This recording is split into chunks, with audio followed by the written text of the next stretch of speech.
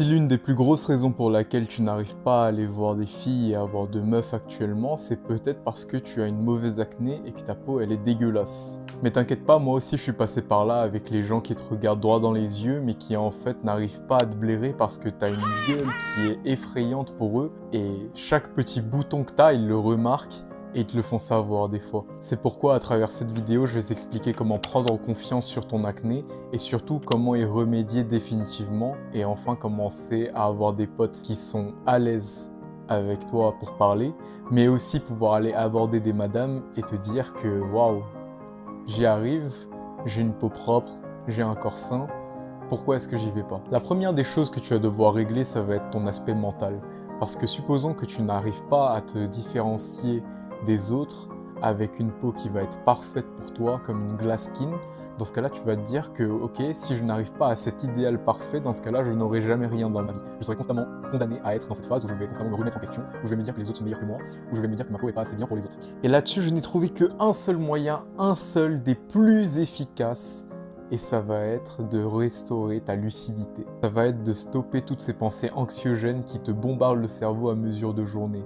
Et ça, il n'y a qu'un seul moyen de le faire, c'est la méditation. Alors ok, je sais que ça peut paraître bizarre de parler de méditation, puisque là, tu es derrière ton écran, tu te demandes, mais waouh, attends, on parle d'acné, moi je veux avoir une belle peau, j'ai envie de rise des gens, j'ai pas du tout envie de parler de méditation, d'être zen, j'ai pas envie de parler de moine en fait, mais je t'assure que ça n'a rien à voir. Pourquoi? Parce que la méditation, ça t'aide à t'ancrer dans le moment présent. Et en fait, le moment présent, c'est quelque chose qui t'empêche d'aller voir à droite, à gauche, dans tes pensées, aller dans tes peurs, puisque l'aspect mental des choses est ce qu'il y a de plus important au final.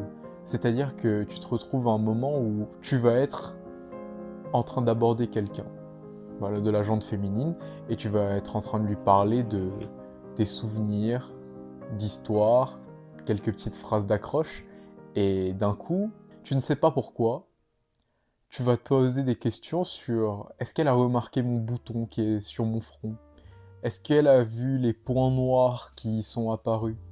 Est-ce qu'elle a vu le petit bouton qui était sur ma joue intérieure gauche? Est-ce qu'elle a vu la montagne d'acné qu'il y a en fait dans mon dos? Tout cela, ça va bloquer ton énergie. Et le problème, c'est que les meufs, elles le sentent très vite quand t'as de l'énergie bloquée. Donc là-dessus, tu vas pas du tout pouvoir le cacher. C'est-à-dire que quand j'avais commencé à être dans ce mood-là de vouloir me mettre avec quelqu'un, j'avais beau parler, je n'arrivais pas à penser à autre chose qu'à moi-même. Et c'est quand tu penses à toi-même que tu as ces pensées négatives que tu commences à vraiment douter de tes capacités. Tu n'arrives pas à rentrer dans une zone de conversation où tu mets l'autre personne à l'aise. Peut-être que tu vois ce moment où tu parles avec quelqu'un et tu sens que la personne elle est mal à l'aise. Elle se tient les mains un peu bizarrement, elle regarde par terre, à droite, à gauche, elle te regarde pas dans les yeux, elle a peur. Et forcément, ça te met très mal à l'aise aussi. Et bien, c'est justement ça qu'on va venir éviter avec la méditation. Tu vas avoir cette lucidité de rester dans le moment présent. Tu vas avoir ce moment où tu vas commencer à penser à toi-même et bam, retour à la respiration. Tu vas penser que oui, je sais pas si je devrais dire cette phrase-là, boum, retour dans le moment présent, tu dis les choses, les termes concrets.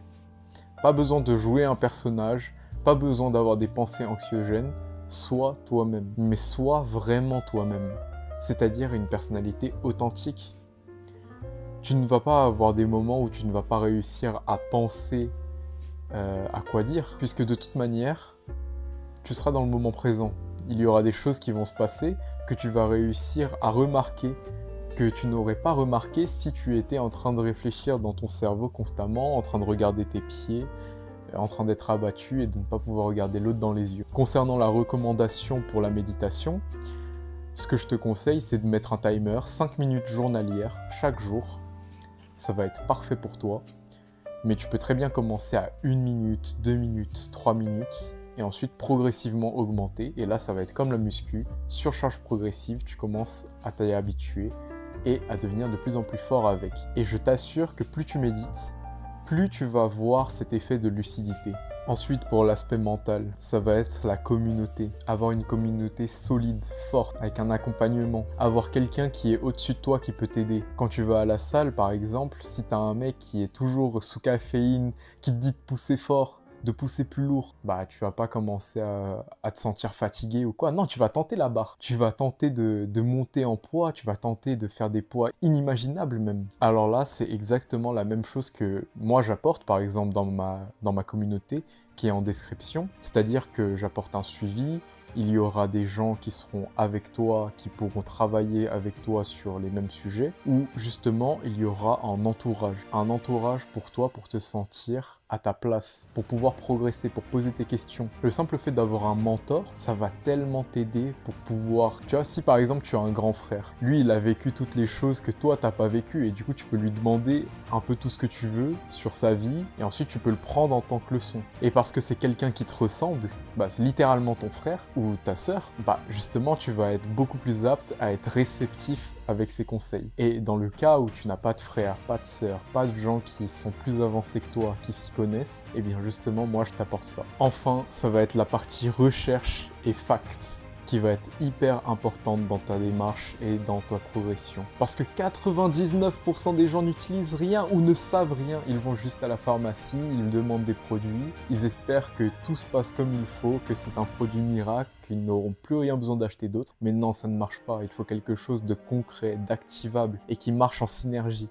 Et c'est ici qu'on va utiliser la loi de Parkinson. La loi de Parkinson, elle nous dit quoi? Elle nous dit que 20% des efforts contribuent à 80% des résultats. Ce 20% des efforts, il ne réside pas dans tous les conseils qui sont hyper extrêmes comme ceux que j'ai pu donner. Par exemple, se débarrasser des dentifrices avec fluoride puisque ça engrange de l'acné hormonal, ou encore de prendre des sprays nasaux pour se débarrasser de certains polluants qui peuvent causer de l'acné. Non, là je te parle vraiment de l'essentiel qui va soigner 80% des personnes. Ça va se passer dans la diète, dans le sport, dans le sommeil, la récupération et une routine skincare sain. Une diète équilibrée avec le moins de sucre transformé et de gras. Pour le sport, au moins 3 séances par semaine où tu vas transpirer. Comme ça, tu vas pouvoir désoxydiser ta peau, la laisser respirer, laisser tes pores s'écouler et commencer à enfin laisser à ta peau le temps de respirer. Le sommeil, la récupération, très facile.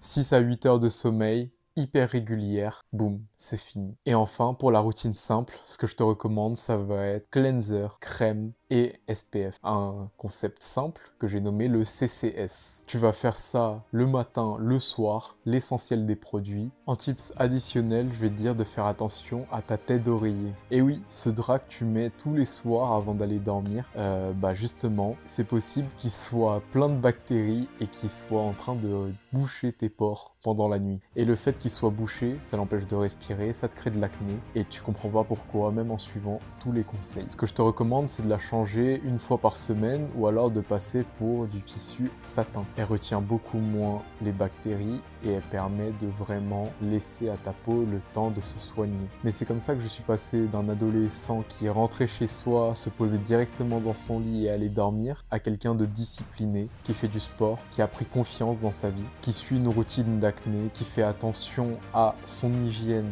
et aussi à l'image qu'il représente pour être quelqu'un qui a confiance en soi, à l'aise à l'oral pour discuter avec n'importe qui et actuellement en couple et heureux. Je te souhaite très franchement la même chose et dis-moi en commentaire ton parcours, aide quelqu'un d'autre et inspire-le. Ou alors jette un coup d'œil à ma communauté, à prendre un appel avec moi ou encore à tout simplement regarder mon e-book sur l'acné. Passe une très bonne journée, pense à t'abonner, bye.